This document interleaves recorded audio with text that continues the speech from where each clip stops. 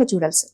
అంటే విరూపాక్షనైన ఆలూరు శాసనసభ్యుడు, ఆయన్ను అర్ధరాత్రి అరెస్ట్ చేశారు, ఇంట్లోకి వెళ్ళి తలుపులు కొట్టి అరెస్ట్ చేశారు. అంత అవసరం ఏముంది, కావాలని చేస్తున్నారు, భయోత్పాదం సృష్టిస్తున్నారని మాజీ ముఖ్యమంత్రి జగన్మోహన్ రెడ్డి ట్వీట్ చేశారు. చాలా వివరంగా కూడా, చాలా సుదీర్ఘంగా కూడా చేశారు.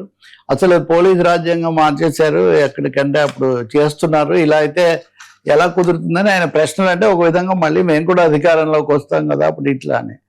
ఇప్పుడు నిజంగా అక్కడ ఏం జరిగిందో ఆ గ్రామంలో అనే దాని మీద 2 వెర్షన్స్. ఇప్పుడు ఏది వచ్చినా 2 వెర్షన్స్ తప్పదు కదా మనకు. మామూలుగానే రాజకీయాల్లో ఉంటాయి, ఇక్కడ చాలా తీవ్రమైనవి. తెలుగుదేశానికి సంబంధించిన వ్యక్తి ఇంకొకరికి తమ వాళ్ళకి ఫోన్ చేస్తే ఆ సందర్భంలో జరిగిన ఘటనలో దౌర్జన్యం చేస్తే ఆయన కాపాడడానికి ఎమ్మెల్యే వెళ్ళారు. వెళ్ళినందుకు ఎమ్మెల్యే మీద ఎదురు కేసు పెట్టి ఆయన అరెస్ట్ చేశారు అని వీళ్ళు ఆరోపిస్తున్నారు. కాదు, అసలు మీరు వచ్చి దౌర్జన్యం చేశారు, అందుకని మేము చేశామని చెప్పి పోలీసులు చెప్తున్నారు. ఇది ఒక పెద్ద, ఇటీవల కాలంలో పెద్ద వివాదంగానే ఇది మారింది. జగన్మోహన్ రెడ్డి జోక్యం ఆయన చేసిన దాంతో ఇది ఇంకా మరింత తీవ్రమైంది ఖచ్చితంగా. ఇప్పుడు అదే మీరు కనుక అనంతపురం జిల్లాకు వస్తే మళ్ళీ అక్కడ వై విశ్వేశ్వరరెడ్డి మాజీ శాసనసభ్యుడు, ఆయన కూడా ఈరోజు వాళ్ళు ధర్నా చేస్తున్నారు. ధర్నా చేస్తుంటే అది మన పయ్యావుల కేశవ్ ఆర్థిక మంత్రి నియోజకవర్గం, ఆయన చాలా దౌర్జన్యాలు చేస్తున్నారు, భూమి వీటికి మేము అడ్డం వస్తున్నామని మమ్మల్ని వెంటాడుతున్నారు, కాబట్టి ధర్నా అనుమతి లేకపోయినా ధర్నా చేస్తామని ప్రకటించారు విశ్వేశ్వరరెడ్డి. తాడిపత్రిక వచ్చేసరికి జేసీ దివాకర్ రెడ్డి, ఆయన గురించి. ఇంకోటి మీరు బాగా చూసే ఉంటారు, మొన్న జగన్మోహన్ రెడ్డి పర్యటనకు వెళ్ళినప్పుడు ఉత్తరాంధ్రకు, అక్కడ ఒక మహిళా ఎస్ఐ పట్ల అనుచితంగా ప్రవర్తించారు వైసీపీ వాళ్ళు, ప్రవల్లిక ఆమె పేరు అని. ఇది ఒక పెద్ద దుమారం వచ్చింది, కొన్ని ఫోటోలు అవన్నీ వైరల్ అయినాయి. అయిన తర్వాత ఈ కేసులో అక్కడ ఇన్ఛార్జిగా, ఆమ్దాల వలస ఇన్ఛార్జిగా ఉన్న చింతాడ రవికుమార్ అనే అతని కోసం పోలీసులు, అతను మరో 14 మంది, వీళ్ళేమో వేస్తున్నారా, వీళ్ళేమో మేమేం చేయలేదు, ఆమెకు ఇబ్బంది కాకుండా ఉండటం కోసం మేము వెళ్ళి మాట్లాడుతుంటే ఇవన్నీ తప్పుగా చిత్రిస్తూ ఉన్నారు. ఈ విధంగా మా ఆడపడుచును, మా జిల్లా ఆడపడుచును, నిజంగా పోలీస్ అధికారి, జిల్లా పార్టీ మిగతా ఏవైనప్పటికీ కూడా అని వీళ్ళు అంటున్నారు. ఇప్పుడు ఈయన ఓ ప్రకటన చేశారు, మీరు జగన్ పర్యటనకు జనం బాగా వచ్చారు కాబట్టి మా దీన్ని దెబ్బతీయడానికి ఇదంతా చేస్తున్నారు. ఈయన ఇప్పుడు అందుబాటులో లేరు, పోలీసులు గాలిస్తున్నారు. ఎవరు? ఈ చింతాడు రవికుమార్. నేను పోలీసులకు దొరుకుతాను, కానీ మిగిలిన 14 మంది మీద అన్యాయం కేసులు పెట్టారు కదా, అవి కేసులన్నీ మీరు ఉపసంహరించుకుంటే నేను మీకు వెంటనే లొంగిపోతాను లేకపోతే దొరుకుతాను అన్న పద్ధతిలో ఈయన చెప్తున్నారు. మీరు ఇలా చూస్తే సిరీస్, నేను ఇప్పుడు ఒక 4 ఇన్సిడెంట్స్ చెప్పాను మీకు. ఇటువంటివి చాలా జిల్లాల్లో ఘటనలు చాలా తీవ్రంగా ఉన్నాయి. ఇవి కాకుండా అరెస్టులు చేస్తున్నారు, వెంటాడుతున్నారు అని ఉన్నాయి. ఇవన్నీ కాకుండా ఒక పెద్ద కొత్త డైమెన్షన్ ఒకటి వచ్చింది ప్రియాంక. ఇప్పుడు ఐపీఎస్ ఆఫీసర్ కుట్రలు చేస్తున్నారు అనేది ఒక పత్రికా స్టోరీ. నిజంగా ఐపీఎస్ ఆఫీసర్, డ్యూటీలో ఉన్న ఐపీఎస్ ఆఫీసర్ కుట్ర చేస్తున్నాడు అనే పత్రికలో స్టోరీ భారీగా ఇస్తున్నారంటే ఇది చాలా పెద్ద విషయం కదా. నిజమే అయితే కనుక ఏమాత్రం ఉపేక్షించడానికి వీల్లేదు. ఒకవేళ నిజం కాకపోతే ఇంత పెద్ద కథనం రాయాల్సినటువంటి అవసరం. ఇప్పుడు ఇలాంటివి చాలా జరుగుతున్నాయి. 2-3 సార్లు గతంలో కూడా నేను ఇక్కడ చెప్పా. ఏంటంటే అది మీరు రాజకీయంగా పోట్లాడుకోవటం ఒక విషయం, మీ కార్యకర్తలు పోట్లాడుకోవటం ఇట్లాంటివి.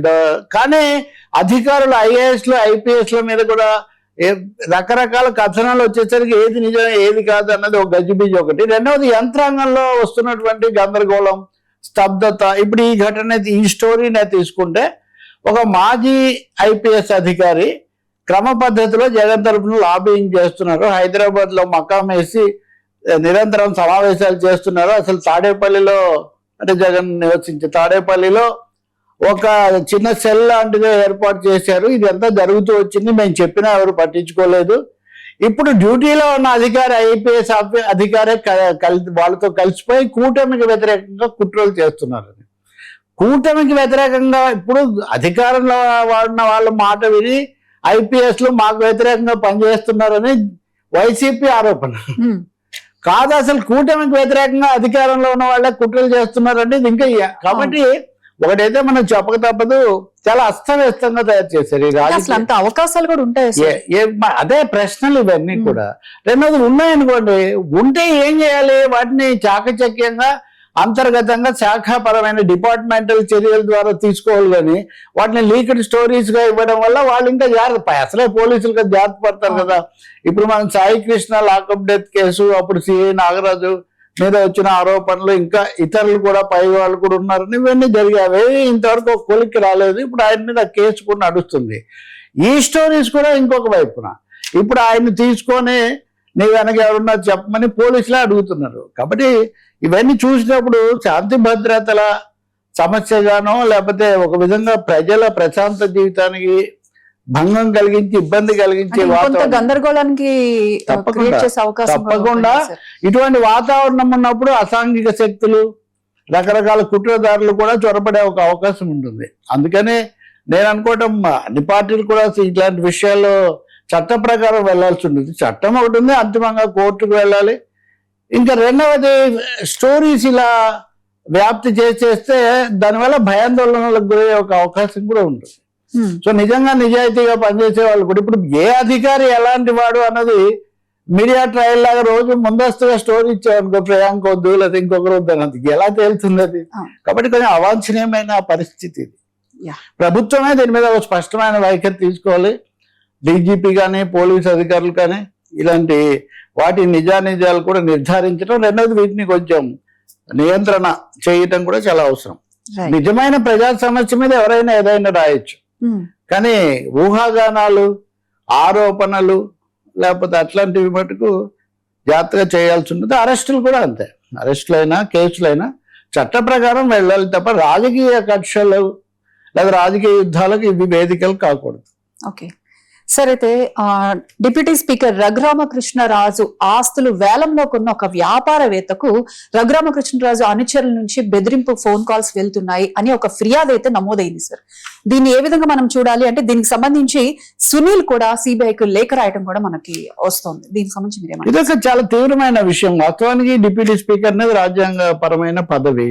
అంతకుముందు ఆయన కూడా వైసీపీలో ఉన్నారు, జగన్ కు వ్యతిరేకంగా అది ఎట్లా నడిచింది ఒకటి. ఆ తర్వాత ఒక విధంగా కూటమి రావడానికి ముందస్తుగా రంగం సిద్ధం చేసిన వాళ్ళలో రఘురామకృష్ణరాజు కూడా ఒక ముఖ్య పాత్రధారి. అప్పుడు ఆయన ఎంపీ.